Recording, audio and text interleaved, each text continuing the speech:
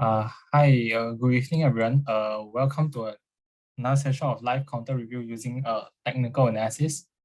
So the flow for today will be a bit different from the usual. Um, Today I have my colleagues from the US team who will be sharing some fundamentals together first before I proceed on to the technical portion. So this is something we are trying out. You can leave your comments in the feedback form at the end of the sessions to see whether you all prefer this going forward or you all like the old format. Yeah. So without further ado, I think I hand over my time to Ambridge to talk about blog. Yeah. Thank you, Zain, and good evening, everyone. So today, last week we had released a Hindenburg report. It had released a report on blog, a short report. So some of the key takeaways from the report were mainly that it's Block's Cash App business. It's slowing down. In FY20, the Cash App inflows, they grew by about 13% year on year as compared to a significant growth in FY20 and FY21. And similarly, the monthly transacting actives also slowed down in last year. Secondly, Hindenburg, it highlighted that Block, it has inflated its user matrix, and about 40 to 75% of the accounts are fake or are either duplicate. And as a result, it's a misleading key performance indicator. And thirdly, Cash App business, it mainly focused on unbanked or either population that which don't have any access to a banking platform. So as a result, Block, it took advantage of this, and there were Hindenburg claims that there are no KYC norms in place, and as a result, that there was an increase in fraud activities on its platform. And also the blog Hindenburg highlighted that it mainly it is more focused on relying on non-GAAP adjustments, wherein it's basically not profitable on bottom line, but after excluding certain non-cash items, it showcases that it's profitable. And for last year, it excluded almost 1 billion of stock-based compensation, and it converted its net loss of 540 million to a net profit of $613 million. So lastly, Block, it has denied these allegations, and it plans to take legal action against the Hindenburg. So to conclude, I believe that Cash App business is slowing down. It's a valid allegation, and so it's a valid point. And the inflated user metrics, these inflated user metrics. So this is the main worrying point. That's all for Block. Can you just share about Adobe?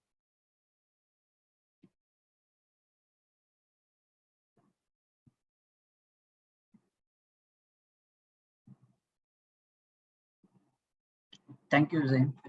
So moving on to Adobe, last week we had released a report for its first quarter earnings results. Next slide, please.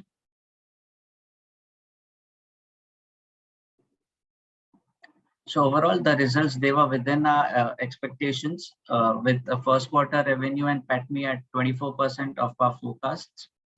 Revenue grew by about 13% year over year in constant currency, and it consistently generates a strong gross profit margin of about 88%, and this is mainly because of its recurring subscription revenue model.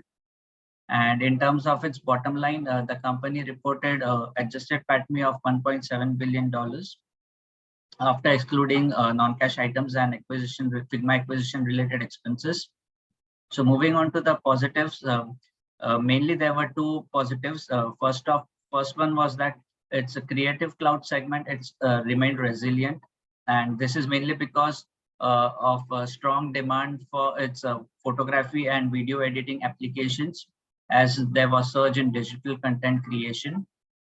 Moving on to the second positive, document cloud segment, it was also the fastest growing segment in the first quarter, with revenue grew by about 13% to $634 million. And the main growth drivers for this segment are its strong PDF capabilities, as well as a strong momentum in its Adobe signature solutions. Also, management highlighted that Adobe, it's now the default, Adobe Acrobat, it's now the default PDF viewer on Microsoft Edge. In terms of negatives, the company highlighted that it faced foreign exchange headwinds of almost about 200 million in the first quarter of total revenue. In terms of its full year outlook, company raised its earnings per share forecast. However, it reiterated its revenue guidance. This is despite the macroeconomic uncertainties. Additionally, the company, it increased its net new digital media annual recurring revenue to 1.7 billion, and this was mainly because of continued strength in its product portfolio, as well as it's witnessing traction in its new initiatives, like video collaboration tool Frame.io and Adobe Express. So in terms of its valuation, we slightly reduced our revenue due to slowdown in IT spending, and we lowered our PATMI by 3%, mainly because of high expenses. So overall, our target price was reduced to $402, and we have downgraded it to accumulate from buy, mainly because the stock has run up over the last few trading sessions. So that's all for Adobe. I would now like to pass on to Max for NVIDIA. Yeah. Thanks, Ambrish.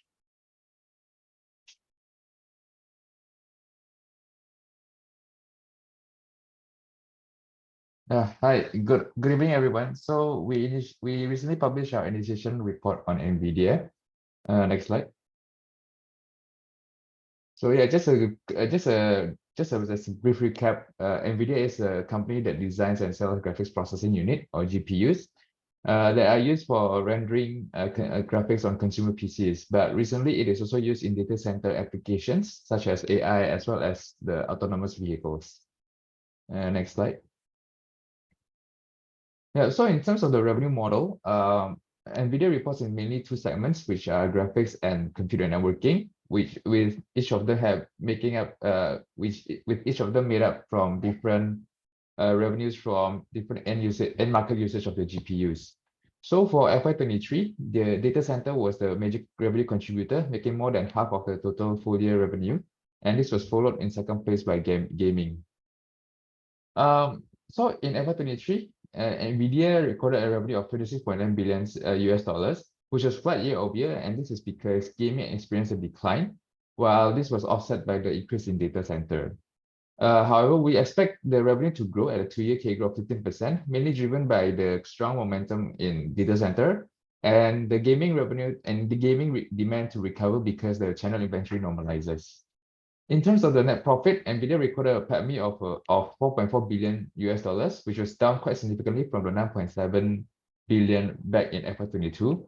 And this was mainly because of the two one-off charges, which are the inventory and as well as the acquisition termination charges.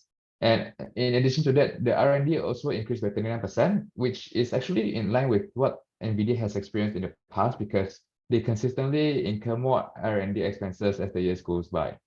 However, if we strip out the effects of the two one-off charges, the adjusted PATMI would have been 7.9 billion for FY23. Next slide.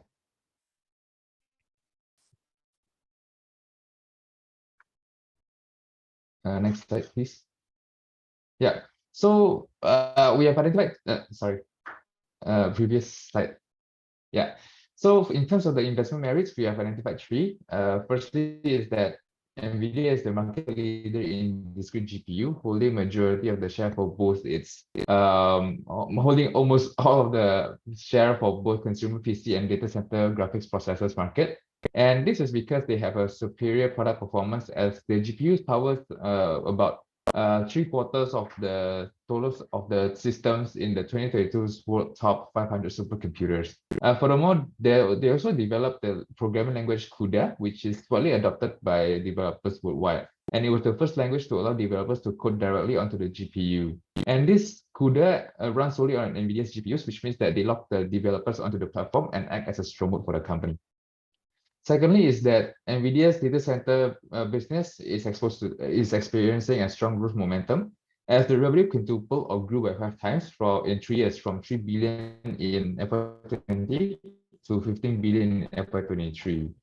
And we expect the growth trajectory to continue. And we think that we believe that this is because there's increasing demand for AI in data centers because companies across various industries are trying to implement the technology in their operations. Furthermore, towards the end of last year, there's also the versatility and capability of generative AI as demonstrated by ChatGPT, which has spurred the interest in companies to develop and deploy the technology. And we think that this should provide a tailwind for NVIDIA because it coincides with the launch of their next generation GPUs that is designed for handling this type of complex large language models. Next slide.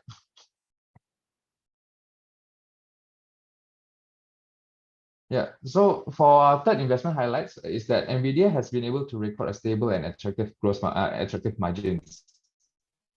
So gross margins have been at a high level of about 50%, and it actually reached the high levels of 65% in FY22, and net margins remain stable at around 30% range.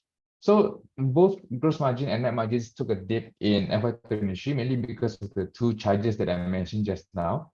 So if we exclude these, the adjusted gross margin and net margin would have been roughly in line with what the company has recorded over the past couple of years. So we think that the stable margins of NVIDIA shows that it has the ability to pass the increased cost to its customers, and we think that this is a favorable trait of a company because it means that any growth in the revenue should also translate in the increase in the earnings.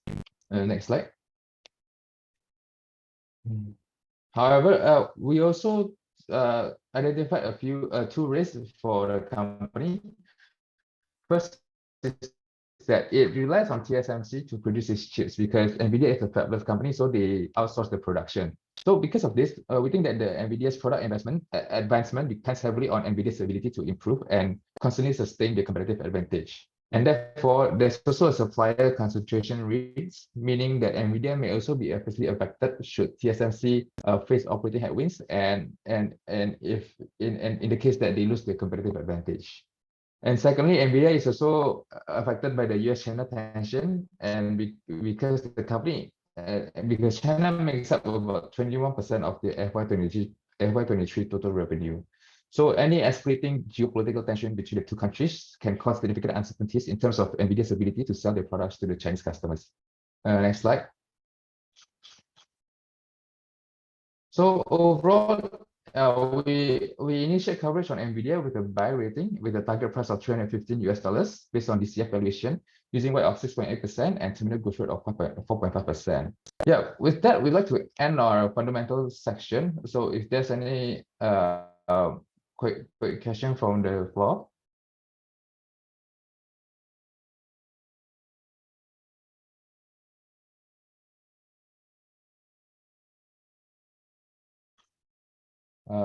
Zain, I don't think there's any question for the fundamental section. So yeah, we won't hold back any more of your time. So we'll pass the floor back to you to proceed. Okay, the TA. thanks, Yeah, Max. Thanks, Okay, thanks so everyone. thanks everyone. So that was my US colleagues sharing some of their latest reports. Okay, so I'll go on to our usual flow, which is to go through the economic calendar first to see what's happening this week, and then followed by some of the indices, commodities, and then individual stocks. Okay. Okay, so can you all see my screen? Okay. Okay, so for US side this week, still quite a lot of events going to be coming up. So from tomorrow, there's this good trade balance that's coming in at 8:30 p.m. And then we also have retail inventories that's coming in at the same time. Moving on, we have this conference board consumer confidence that will be eyed upon at 10 p.m. Then Fed bar is also testifying at 10 p.m. as well. Okay, then moving on to Wednesday, he's continuing his testimony at 10 p.m. That coincides with the release of the pending home sales at 10 as well, with the usual crude oil inventories data coming at 10:30 p.m. Okay, then on Thursday, I think the market will be focused on the usual jobless claims at 8:30 p.m. And there's also the GDP data that's going to be coming out at the same time. Last but not least, we also have some Fed members that are speaking along the way. At Friday, 3:45 p.m., Treasury Secretary Yellen will be speaking, so that market will be paying attention to that as well. Okay, and last but not least, Friday, 8:30 p.m., something that we should paying attention to is the PCE data that's going to be coming out, which is the Fed's preferred gauge for inflation. After that, we also have Chicago PMI coming at 9:45 p.m. and Michigan consumer inflation expectations coming at 10 p.m. Okay, so that probably rounds up the whole week. Okay, I'll go through I'll go through Bitcoin first. Okay, for Bitcoin, I think we are still trading in this sort of broadening pattern over here. So you can see the resistance line, this trend line is sloping upwards. And currently nearing the resistance zone, so which is around 28,000 to about 28,000 to about near 30,000 in my opinion. So one thing is that the previous support over here, which is around 28,700 level, previous support turn into resistance over here. You can see selling start to take place over here. So over here, this is the resistance zone to take note of. And I think for the support wise, the immediate support will be the recent horizontal level of support around 26,700 form over here, which we retested twice.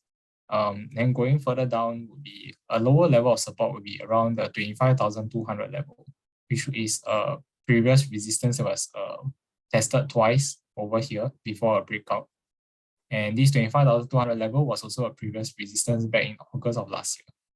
Okay, so that's a quick TA view on Bitcoin. I'll move on to Dow Jones. Okay, Dow Jones, I think we are just hanging around this this key downtrend resistance line. So we actually are just sideways around here. There's resistance coming from this downtrend line resistance over here. So I think that some resistance, near-term resistance, still around the 32,600 level to about over here, which was a previous support over here that was being broken down as well. Okay, then for the support wise, immediate support will be this recent swing lows over here. That's around 31,400 to about maybe 31,700 over here. This actually coincides with a 50% Fibonacci retracement level. If we were to see a deep pullback, we might see the next level of support close to the 30,900 level, which is the 61.8% retracement level. And this might coincide with this trend line support over here. So Dow Jones is still a bit weak compared to the other two indices. So the strong one would be NASDAQ. So NASDAQ, we have broken out of this broadening descending wedge pattern over here. Then we are just trading around this zone over here for now. So previously there was a swing high over here near the 11,800 level over here. So we are just hanging around here for now. I think that if we do clear this resistance over here convincingly, 18,000 to about 12,000, we can head further up to probably test the resistance up here at around 12,200 to about 12,300 level over here. As for the immediate support wise, I would think if we do a retest of this wedge over here, which we broke out of, that would probably be a first level of support, coupled with this swing low form around here. So that would be around 11,500. And lower level of support, if we see a deep pullback, be around 11,200, which is a 50% retracement level over here. Yeah, and previous horizontal support over here as well.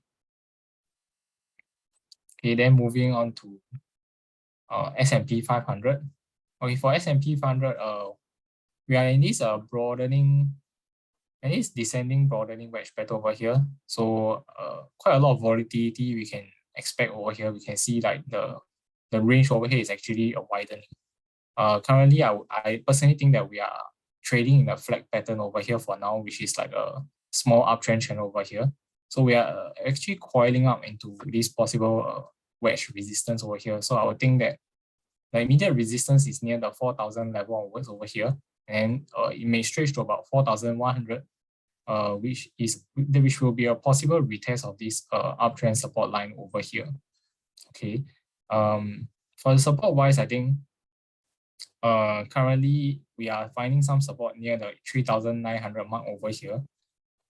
But if we see some deeper pullbacks to actually retest this key downtrend resistance line again, which is this line over here, then might see some support at around 3,840 over here, which is actually confirmed with a swing low back in middle of this month and 50% retracement level.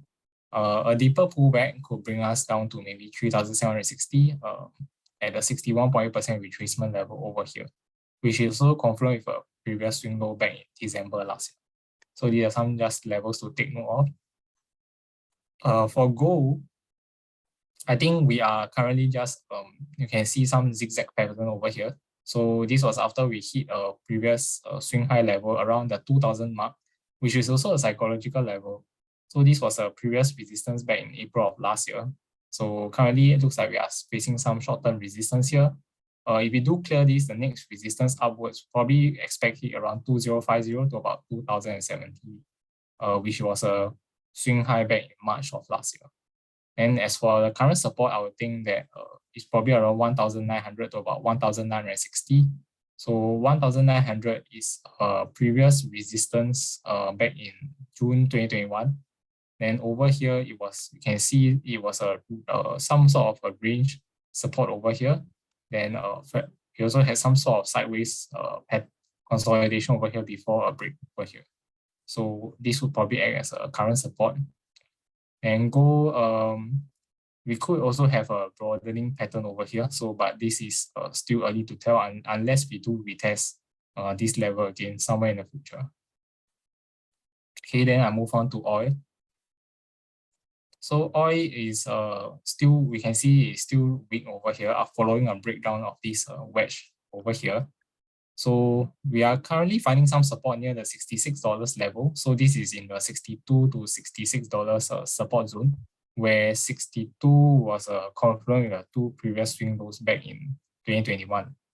Okay, then current resistance wise, I think if we take reference from this swing low, it's around $70, which is the lowest level for the resistance.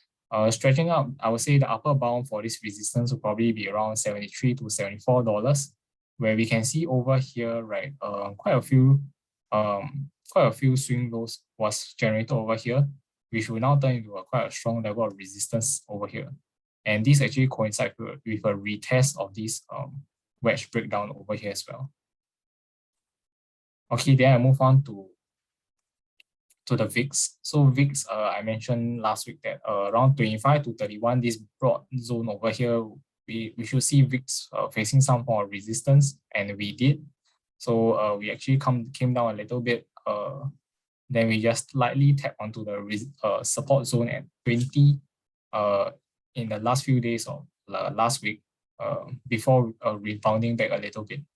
So I still maintain that around 18 to 20 for now probably be a support zone, as we can see in the past over here. So, and then there could be a uptrend channel forming over here. So I just drew it over here for now. Let's see whether it actually holds. Okay, so I would think that for this week, probably some sideways direction over here again. Yeah, so probably some support coming over here and resistance over here. There could be a downtrend line resistance over here acting on VIX as well. Okay, then last but not least, I talk about copper. Copper, we are still stuck in this downtrend pullback channel over here.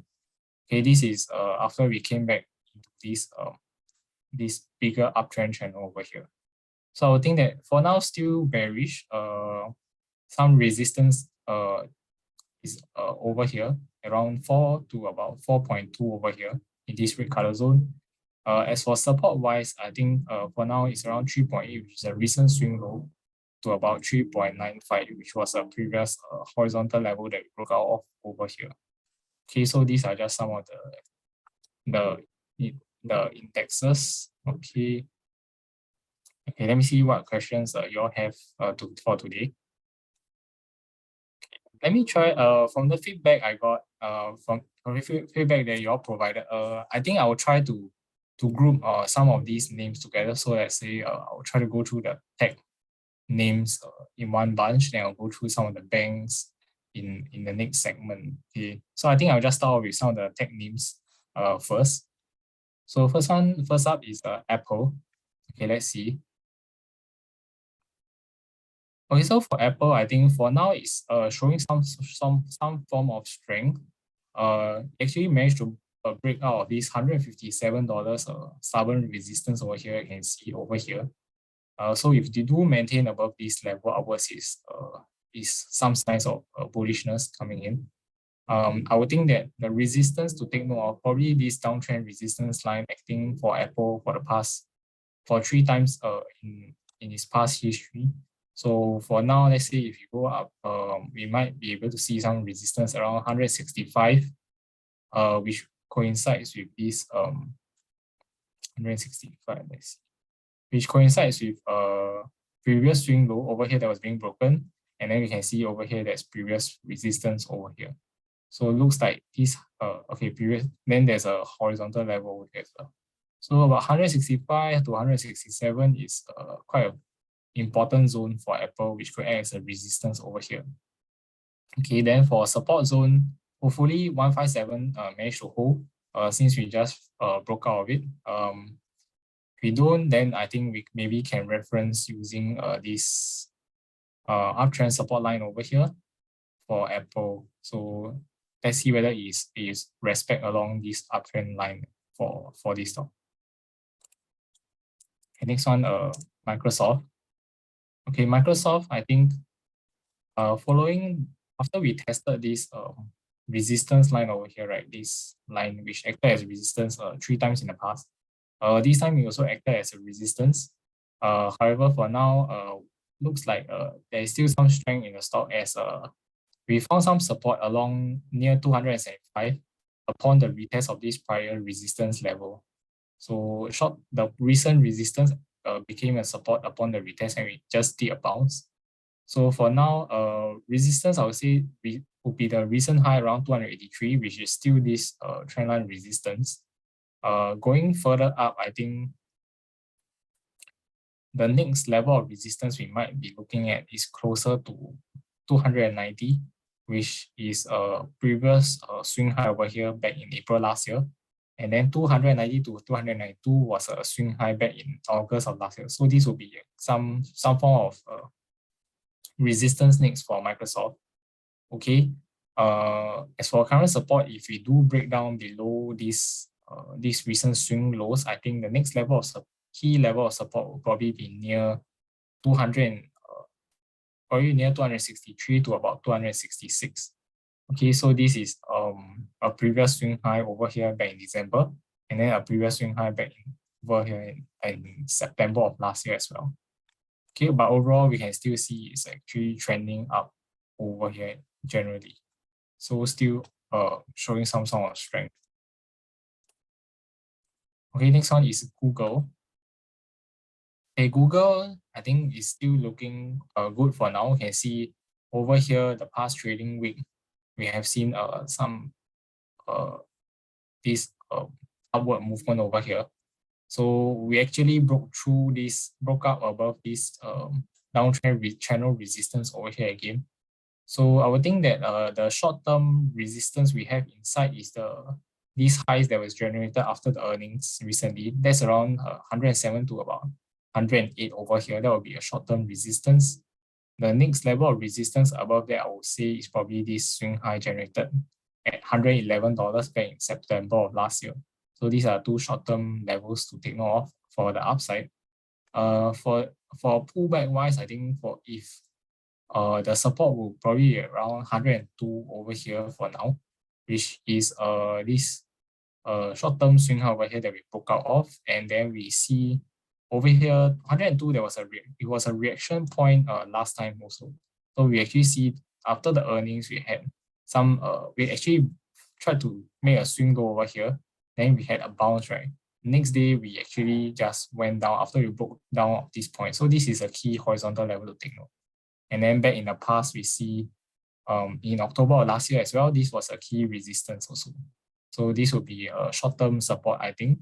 Then going further down will probably be around $99 to $100, which is the psychological level. And we see also a few reaction points, which was a prior resistance last year. Okay, so this is for Google.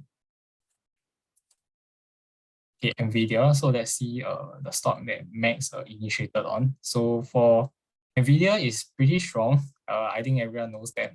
We have been trading in this looks like it's an uptrend channel over here. So following a breakout of previous inverted head and shoulders pattern over here. So that day, I think I was just happening to see what is the potential target for this stock. So I did some projection. Let me just show it. So for the price range, right, if you take a breakout of these inverted head and shoulders, right, the textbook says that we can take the height from neckline to the base of this head. Okay, for now it's around $80. If we project upwards, you can see that this probably gives us a target of maybe near 273 around there. So looks like we have hit the short-term target in terms of the textbook example. Okay, currently we are seeing some form of short-term selling taking place at 275 to 276 over here. This actually coincides. Looking back, this actually coincides with a previous support level back in 2021, and also a resistance level over here back in 2022, last year February. Yeah. So this is some short-term could be some short-term resistance. Okay, for NVIDIA, but if you continue to move upwards, which is very much possible, I think the next resistance level to take note is probably near 290, which is where there was a swing high at 289 in March last year. Then we can see this $289 level was a previous horizontal support level over here as well. Then it was a support over here as well before a breakdown. So some reaction points over here for NVIDIA. There are some possible resistance upwards. Short-term support-wise for NVIDIA, I would think is around at 264. So over here, we can take it as this horizontal resistance level that we broke out of. And then on Friday, we actually did a retest and then we bounced a little bit. So there's evidence that there's some short-term support at this level. And over here, it's also actually coincidence with this retest of this uptrend line that we should broke out of. So 264 is one level. If the next level subsequently, if we do a deeper move downwards, if we do go back within the uptrend channel itself, I would think that support is going to be coming in around 254 over here, which is this swing low generated over here. Then followed by 242 to 244 over here, which is previous range resistance. Okay, these are just some short-term levels that I think is for NVIDIA. Okay, then I'll move on to the other semicon stock, TSM. Okay, for TSM, I think it's a bit weaker. So we have this trend support line, right? Which was broken over here. Then subsequently we did a retest. Then we continue to find resistance over here. Okay. So looks like this uptrend support line, we still can't manage to get above it, back above it. So in the process, I think last Thursday, we also filled gap over here as well, price gap. So for now, resistance wise, I would think still around 95 onwards to maybe 97, 98, which is this range highs for TSM. Okay, then I think there could be a downtrend channel in the making if this actually plays out, since there's actually some connecting points over here. So, and for now, the short-term support-wise, I think a strong support, strong near-term support, probably near 90 to $91, which is actually this previous range support, and broken down, we actually see it became a resistance over here.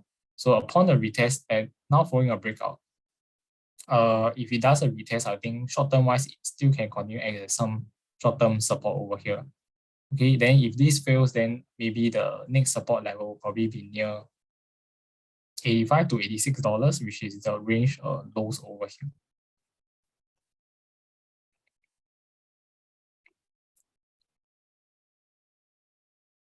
Okay, let me just see whether there are some other tech names I'll go through together. Okay, maybe I'll just go through Tesla. Okay, for Tesla, I think for now, we might be trading in a short-term downtrend channel over here. So for now, I would say that the current resistance is around $198. So which was this level over here, and then upon the retest, we found resistance again last week. The next resistance upwards probably be near $210, which is this swing high over here. Okay, then for short-term support wise, I think we could be looking at around $186 to maybe about 188 over here. So for last week, we actually broke out above this range over here. So we see a range of candles, then there was a break over here, then looks like could be a retest over here. So previous short-term resistance over here will act as a support. And then we also have this possible uptrend support line as well. So there's a confluence of supports that might be taking place over here, which is 186 to 188 over here. Yeah. Okay, but if this breaks, then the next level of support take note of will probably be near 177, which is this the low ends of this range over here. So for Tesla, I think we are still bound by this downtrend channel unless we manage to have a convincing break over here. So unless we manage to see some bullish candles start to try to conquer this 199 to 200 resistance level, right? Then we can see maybe a push upwards to this 210 next swing high over here. Okay, I think some other tech names I see is Intel and Meta. So I'll go through them also. Intel, we can see a very defined resistance over here at $30 to $31 over here. So this will be a strong resistance. If we do manage to break through, then I think that the next key resistance probably be at $33, which was a previous support over here that we broke down off, then to maybe $34 over here, which is another level that we actually, which is another range support level that we actually stayed for quite long last time. Okay, then short-term support wise, I think still at near the $28 mark, which is this swing low. And then previously we can see over here was like a resistance, then turn into support over here. So a few reaction points. Then lower end of the support will probably be at $25 over here. So looks like for Intel, looks like the sideways direction is still continuing over here in the large picture over here. Yeah. Okay, then I'll move on to Meta.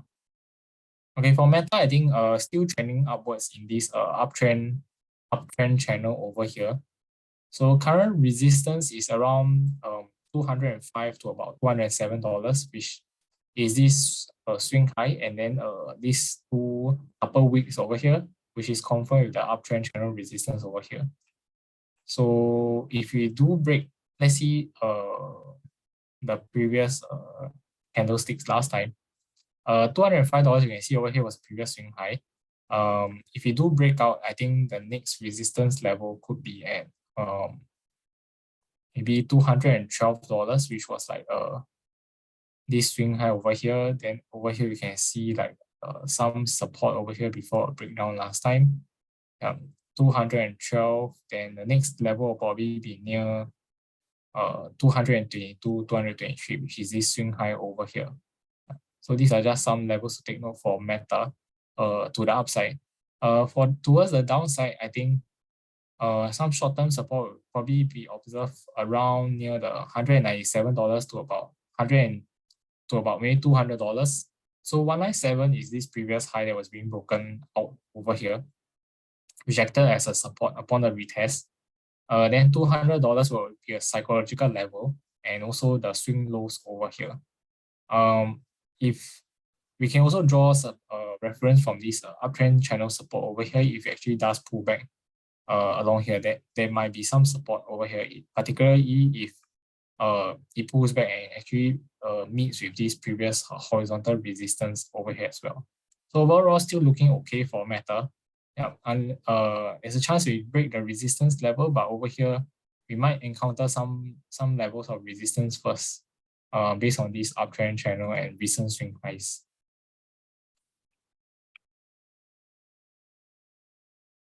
Okay, I think covered some of the big tech names. I think I'll move on to another section which I think most people would be interested in for now, which is the banking sector.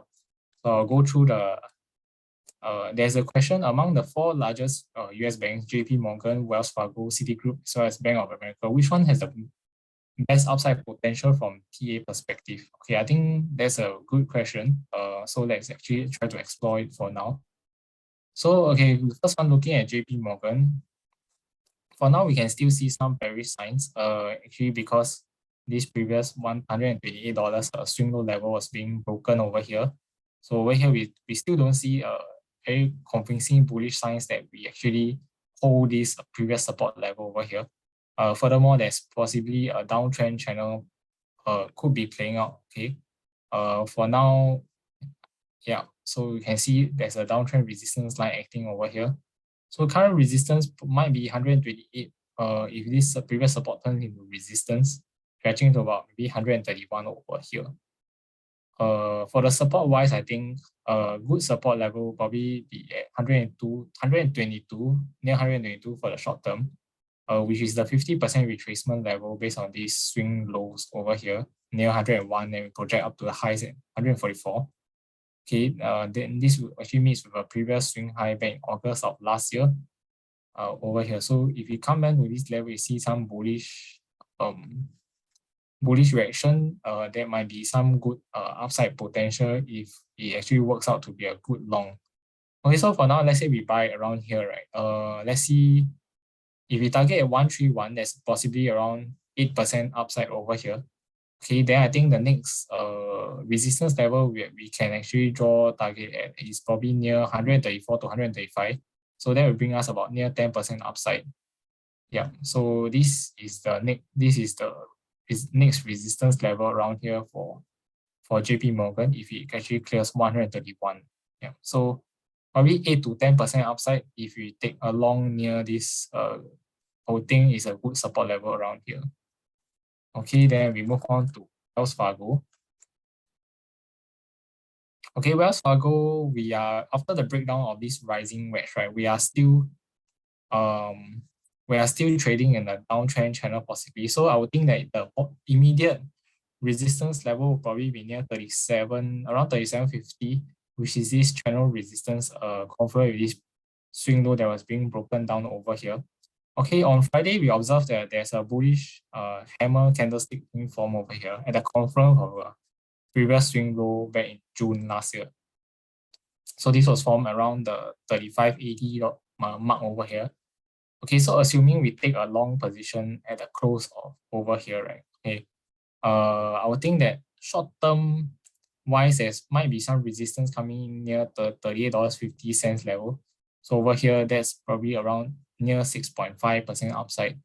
Over here we can see previous support now turn into resistance. Okay, then if we, let's say we are more optimistic and we think that we can maybe retest this rising wedge that was being broken down, right? Let's say we go further up, then that might be near 15% upside if we do retest this previous resistance, which is more difficult. Yeah.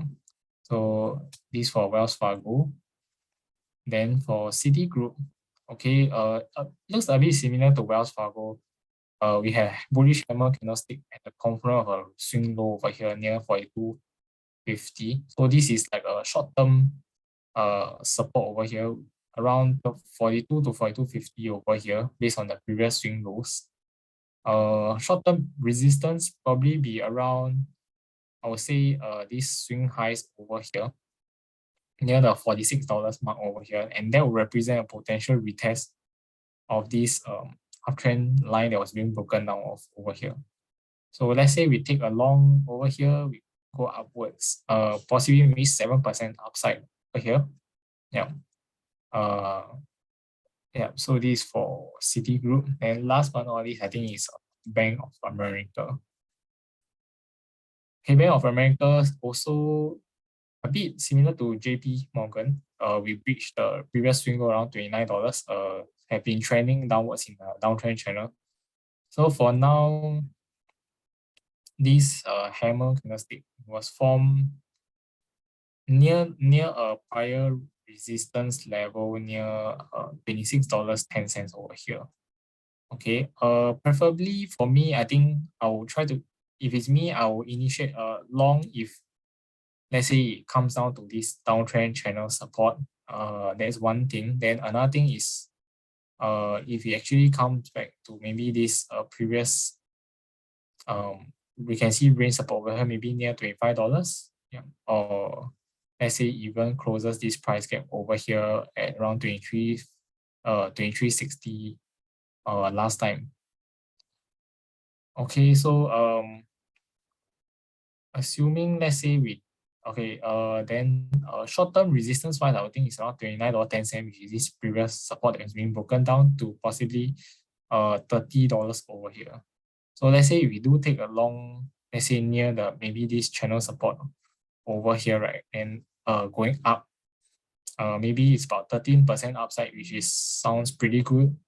Then to about if we hit the $30 mark, it's about 16% upside. So I think for Bank of America might be pretty good if we come down to the lower levels. Yeah. So so if you guys, for me, if you can get maybe 10% upside, something like that, I think it's pretty okay. Yeah. If you buy at the strong support level, which is confirmed with other support levels. Yeah. I think maybe I can just talk about this XLF ETF. So this is the financial sector fund under SPDR. So those of you who don't want to be exposed to, let's say, just one bank alone, but you want to play the financial sector, maybe you can look out for this XLF ETF as well. So for this, I would think that a potential entry probably be near this swing low around 29.30 to about $30 over here, which is the previous supports over here. So if let's say price manage to come down a little bit more, that probably be a good signal over here.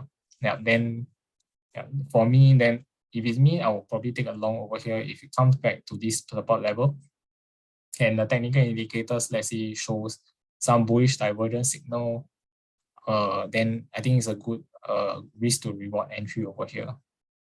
And for this current resistance probably be near $32, this swing high over here, then followed by $33 over here, which is a previous support back in December of last year. Okay, so I think these are some of the banking sector that I've covered. Okay, I think I'll go on to some of the other names that I see that I see most of you are interested in. So let me just take a look.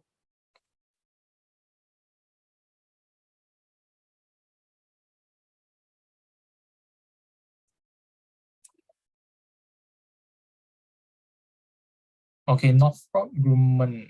Okay, I see this user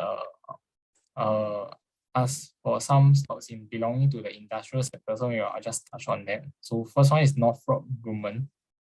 Okay, and that looks like we are just ranging over here. Current support is around 440 over here, with the low next support level near 430, which is this swing low. Confirm a previous strong support over here. So for now, if price rebounds, I would think that the short-term resistance will be this 460 swing low level that has been broken. Then next resistance will be already at 470, which is this swing highs over here. Then yeah. So for now, from the big picture, it looks like after it broke down this uptrend support line, it's just been trending down a little bit and sideways for now. So I think that if we enter into this support zone, there might be a good long over here. Then if it hits to this resistance, then it might be a good long over here. Then maybe we try to target at the resistance over here for Northrop Grumman. Okay, next one is general dynamics. Okay, for general dynamics, I think we are still trending downwards over here in this stretch. Okay, we actually tag on. Looks like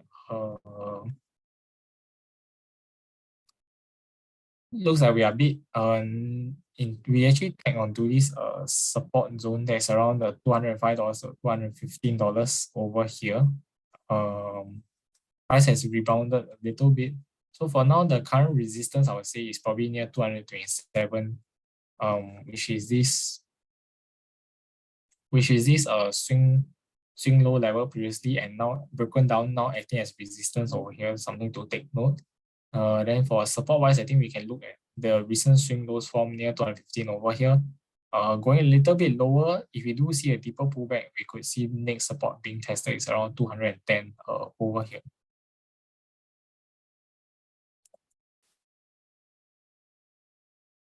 Okay, next one is Raytheon Technologies. Okay, so for Raytheon, I think we are this support level at 95 is still holding. So we tested a few times, you can see over here. Then the highs recently with the highs we've been forming is still the same around 99. So for now it's a short-term range over here. But if you do break down, then the next support we can look at is around 92 to 93 over here.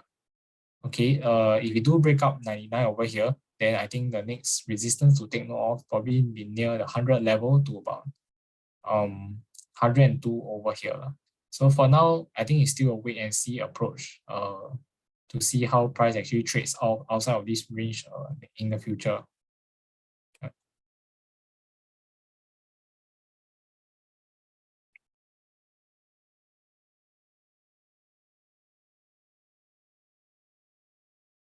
Okay, I think next one I'll go through is some of the healthcare names. I see some healthcare names being mentioned in this webinar.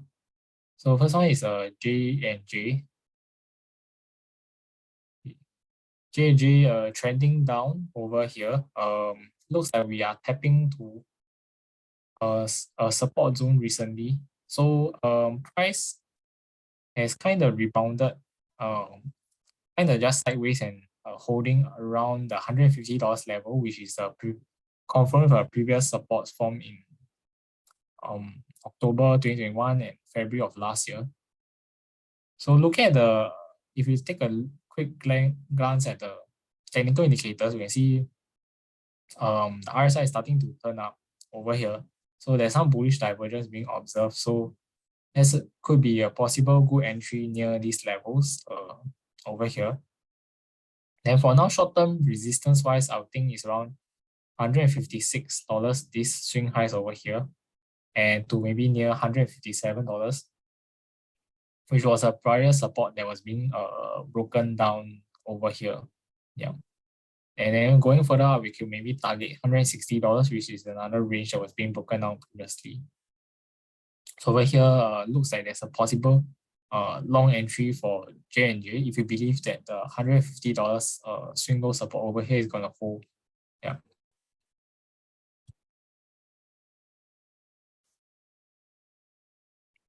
I see quite a lot of people asking for United Health as well. So I'll go through that. The United Health, I think currently we are trending down a possible downtrend channel for now. This was after this previous support at 490 turned into resistance over here. So for now, I think that short-term resistance-wise, we could maybe see near this swing high of 485 to 490. Support-wise, probably be near this swing lows around 460 over here. So we are still kept in this downtrend over here. Yeah. So the next, if 460, if this swing lows around near 458 is being breached, the next strong support level to look out for is probably maybe near 447 over here based on this next swing low level. And then 440 over here, last time we also had a good double bottom being formed as well for the support for United Health. So for now, I think still going to be rather weak as it trades in this downtrend channel over here. Okay, then I see Pfizer as well.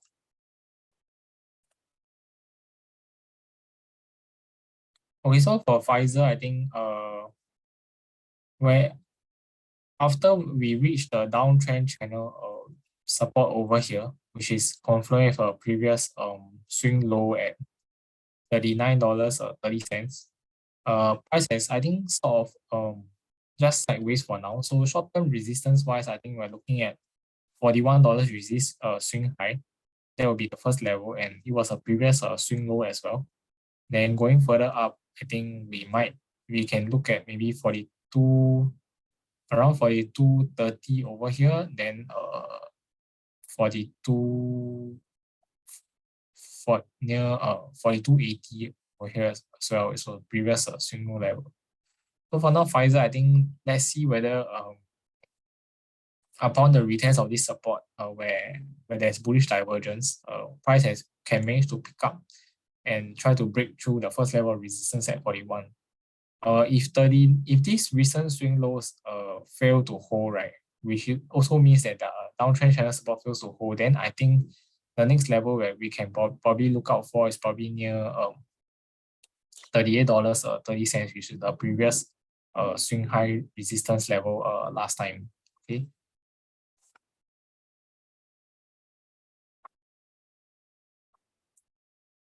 Some other names I see is Gilead.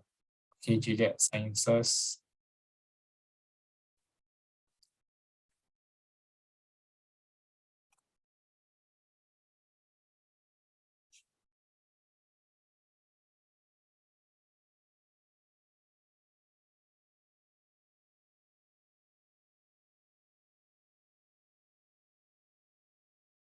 Gilead Sciences, I think we are trending downwards in this downtrend channel. So this was after we hit some resistance at around $88. Okay. So for now, I think that stock is currently just sideways for now. Trying to hold the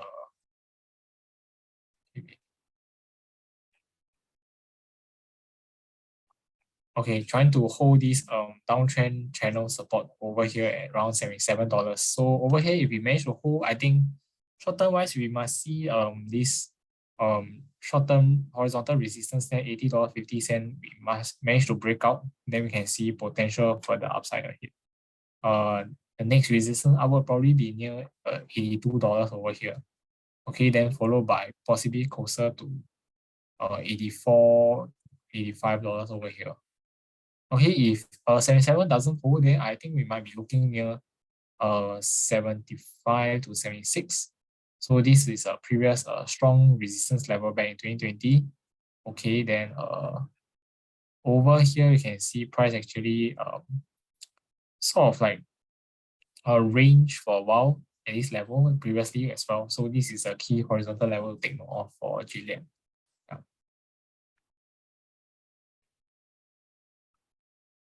Okay.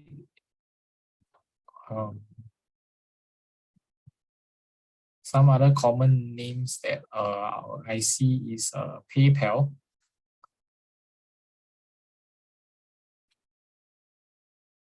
Okay, for PayPal, let's take a look.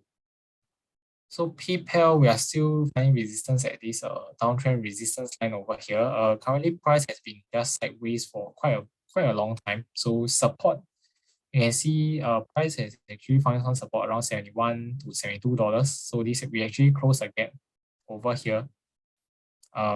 Then we find some support around here. So for now, current resistance, I think is around near $77, which is this swing highs. Which also confirm with this downtrend resistance line over here as well. Okay, so if by the current support over here 71 fails to hold, right, then I think we might be looking out for a retest of possibly 67 over here, which is this swing lows and a swing low previously. So this is the next key horizontal level over here, take note of. Yeah.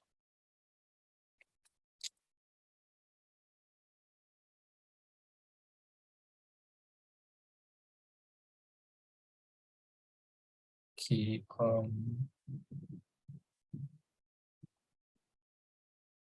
let's see.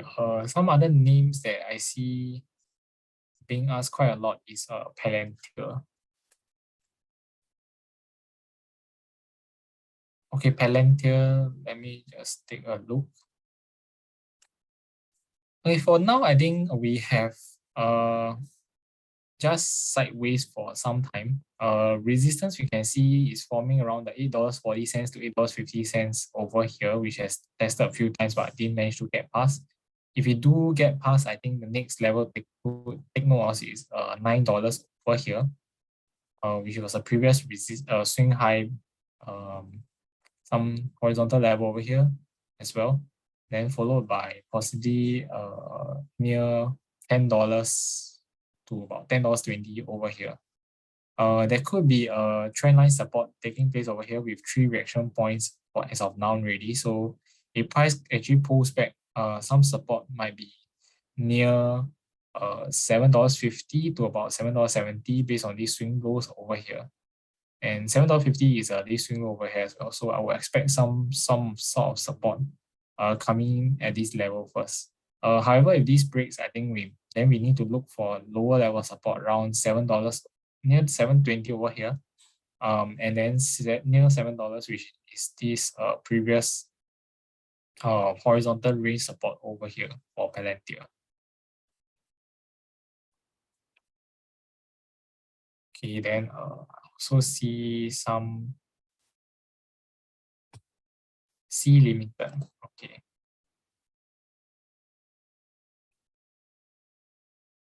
Okay, for C limited, I think currently we are trying to trade outside of this trend line resistance over here. So currently it looks like we managed to break above this recent horizontal resistance around $81. So if we do stand above, I think we can continue to hit higher to test further resistance upwards. So let's see, the next key resistance upwards probably be near, I would think is this swing highs already, which is near 87 to about $92 over here for C. For current support, as if this 81 doesn't hold, I think we might be looking at these recent swing lows, which was and the previous swing high. So that's around close to maybe $74, $75. Yeah, so there's a few levels to look for C. For now, it's still looking pretty good. If you can sustain above this trend line resistance, because it's actually like a rising wedge. So by right, this is a bearish pattern. But if you can somehow break out of it, then the bullish momentum is set to continue. But if it comes down, then we must be a bit careful already. Okay, then I think I see Walmart.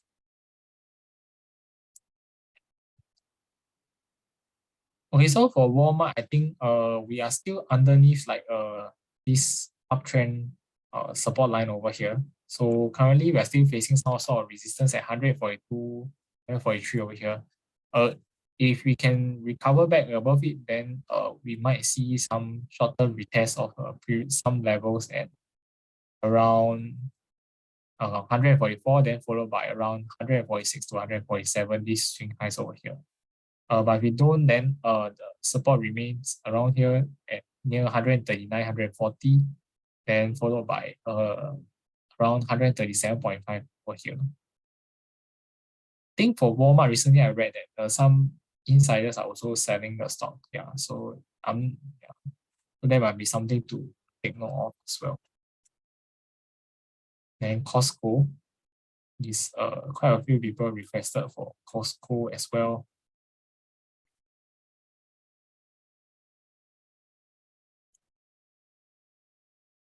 Okay, for Costco, I think this downtrend resistance line is probably still the main concern over here. Currently price we are seeing some support upon the retest of this $467 level. So over here, price tested a few times, we found some good support around here. We bounced. Current resistance over here is around 495, which is this previous swing low support that has been broken, now turned into resistance, tested twice, but we still haven't break. If we do break out, the next resistance level to take note of is maybe near $510 over here, which was a previous key horizontal level as well. And then next one will be this downtrend resistance line really. Yeah. So for now, I think just a bit of a sideways movement over here after following from this recent downwards pullback in price.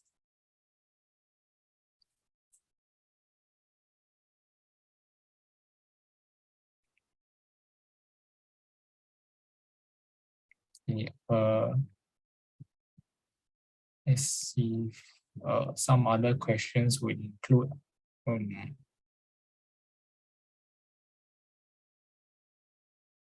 Occidental. Okay. Okay, Occidental, I think I will still maintain my bearish view. We are still underneath this uptrend channel over here. Then we are trading inside this downtrend channel over here as well, coupled with the fact that our oil prices have been down recently. So for now, looks like last week nothing much actually happened. We just trade in this range, small range over here. So for now, I think the resistance is still near $61, I think, which is near this swing high of last week and this channel resistance over here. Then for support wise, I think currently we are still seeing it near $56 to $57, which is this bunch of supports over here, all the swing lows that we see over here. For now, I think that now is this will still be the support, but if we do breach lower than that, then I think the next we can draw reference from the previous swing lows level near 54. 54 over here, then maybe at 51. Yeah. So this is for Occidental Petroleum. Okay, then I think another one will be Adobe.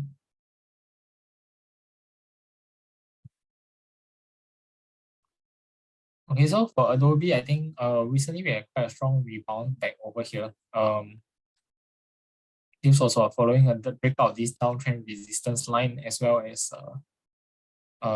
we entered back into this uptrend channel over here. So for now, it looks like there might be some resistance at this uptrend channel resistance over here near 375. But if you do break above that, I think the next key resistance to take note will probably be this around 381 over here, and then we see a bunch of swing high levels form over here that's near 386. So this will be a key resistance level to take note for Adobe in the short term. Then followed by 395, there was a previous swing high, and near a swing high over here as well. For current support wise, I think it's around near the $365 level. See, was a previous swing low, and then over here it was some sort of resistance before a breakout, and so I expect here to be a key horizontal level for Adobe in the short term. Then going further down will probably be near this resistance. So that's near that will be near 351, 352 would be another good support level downwards for Adobe in the short term.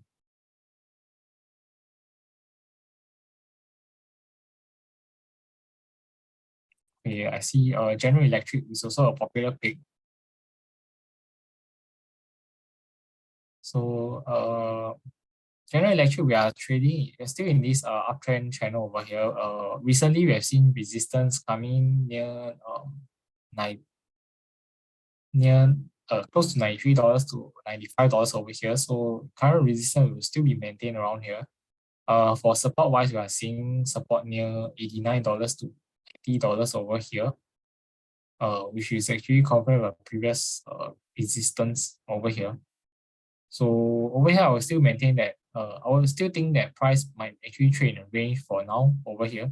Then we might have some support coming in from this uptrend channel support over here as well if actually price makes a deeper pullback.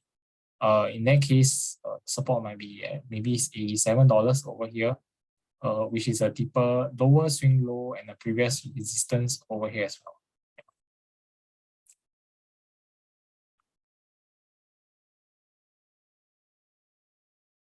Okay, then maybe I just go through one more in view of time.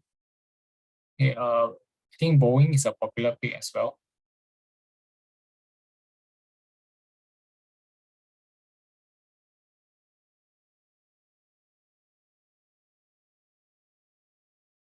Okay, so for Boeing, I think currently following a breakdown from this previous uptrend channel, right? We are just trading in this downtrend channel currently. So support wise, I think we can find it from these recent swing lows are 192 to 196 over here. So these are just some of the recent swing lows. 196 was a previous horizontal resistance level as well. Okay, if this supports don't hold, right, I think the lower support level, which it might be confirmed in this channel support, will probably be near 188.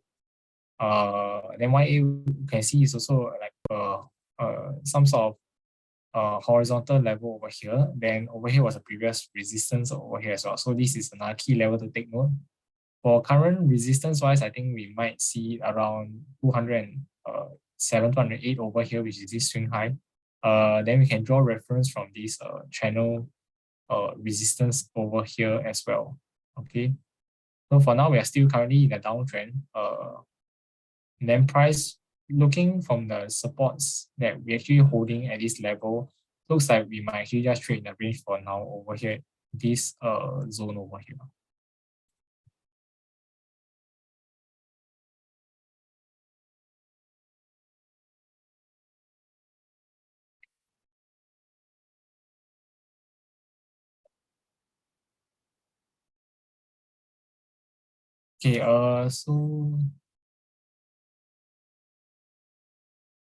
Okay, so apologies. I think in view of time, today we have quite a bit short of time.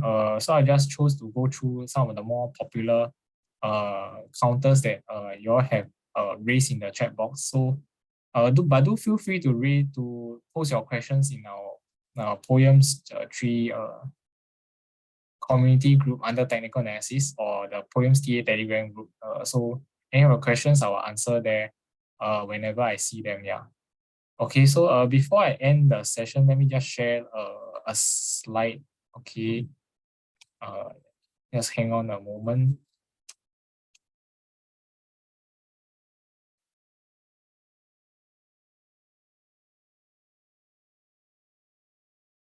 Yeah, I'll just put in the link to the feedback for today as well, so you can just fill in the meantime.